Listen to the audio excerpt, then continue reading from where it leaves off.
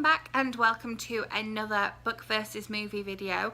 I will have these for you all week, and please do let me know in the comments if you would like to have a book versus movie featured here.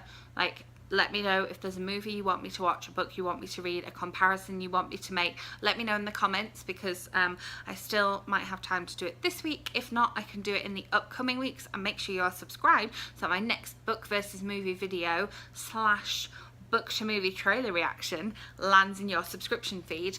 The first one I'm going to talk about this week is Brain on Fire by Susannah Cahalan.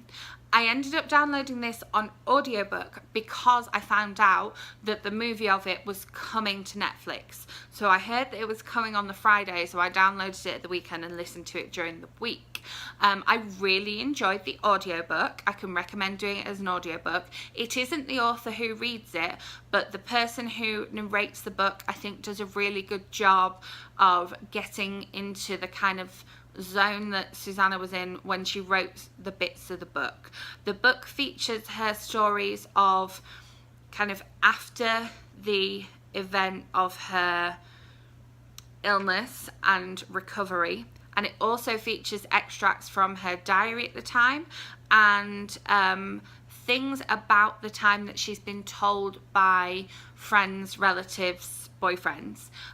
So it's a real mixture of things, and I think that the narrator does a really good job of narrating the different parts, and I think that the author did a really good job of tying all those things together and putting it in a coherent way that stands up as a really strong and interesting memoir. I really enjoyed the book, and yeah, definitely recommend the audiobook. The film I really didn't enjoy. I thought it was very slow and very boring, where I would stop listening to the audiobook and be excited to start listening to it again, be excited to get in my car and carry on listening, you know, carry on listening when I got into the shower, carry on listening when I was doing things around the house. The film, I was just completely distracted. I kept picking up my phone. I just wasn't enjoying it. It felt very, very slow paced, and just like nothing really happened.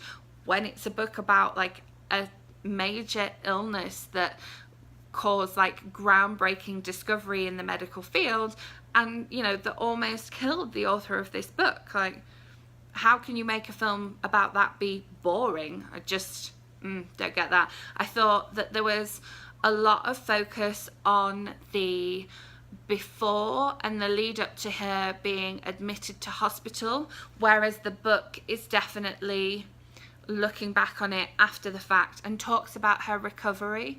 We just see the character in the film being back in work. We don't hear about, you know, how she got her speech back, how she was coached to be able to kind of like read and write again, whereas the book delves into that, and I think that the book did a really good job of that, and I hate the fact that the movie just skimmed over that whole part and just got to the, oh, here's a happily ever after.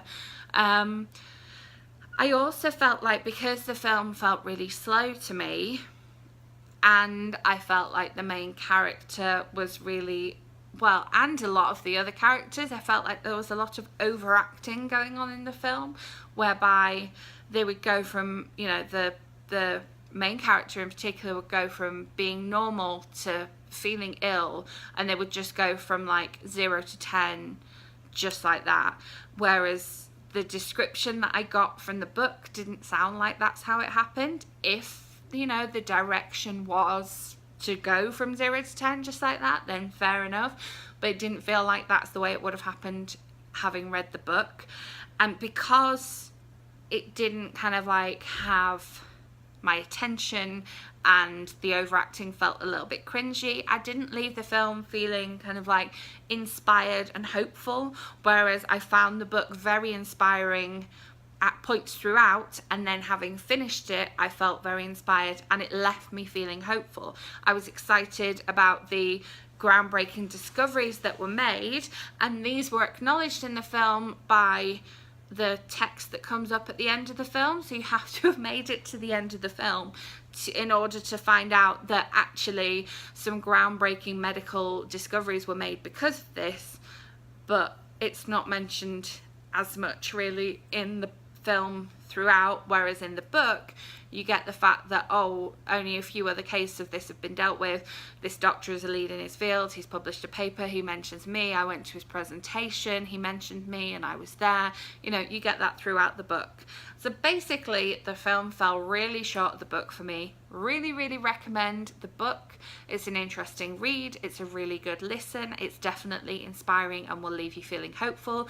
Really do not recommend the film. I found it boring, overacted, and it did a bad job of sticking to the book. So yeah, I will have another book versus movie. They're not all going to be bad. My next one will probably be a good one. So yeah, so make sure you're subscribed so that it lands straight in your subscription feed, and do let me know in the comments if there are any other movies you would like me to compare to their books, and I will see if I can fit them in as soon as possible for you. Give this video a thumbs up if you enjoyed, and I will see you with another book versus movie / book to movie trailer reaction very soon.